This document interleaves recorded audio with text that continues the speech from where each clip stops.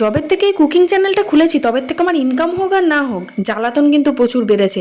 কর্তা ভেবেই নিয়েছে বোধহয় রাঁধুনি, যা কিছু পারছে নিয়ে আসছে আর বাড়িতে রান্না করো। আরে বাইরের খাবারের টেস্টই তো দিনে দিনে ভুলে যেতে বসেছি, সবই যদি বাড়িতে বানাই।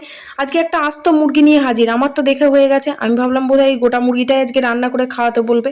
তো যাই হোক, আমার কপাল ভালো, গোটা মুরগিটা রান্না করে খাওয়াতে বলেনি, তবে মুরগিটাকে কাটতে বলেছে।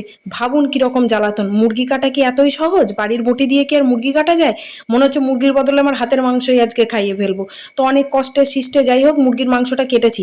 আপনারা কিন্তু দেখে জানাবেন মুরগির মাংসটা ঠিকঠাক কাটা হয়েছে কিনা। এতদিন ধরে চিকেন খাচ্ছি, যদি মুরগির মাংসটা ঠিকঠাক না কাটতে পারি না, তাহলে কিন্তু বদনাম হয়ে যাবে।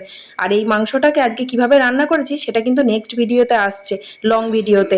এক ফোঁটাও জল ছাড়া আজকে মুরগির মাংসটা রান্না করেছি। আপনাদের সাথে রেসিপিটা শেয়ার করব খুব শিগগিরই, কাল অথবা পরশুর মধ্যে।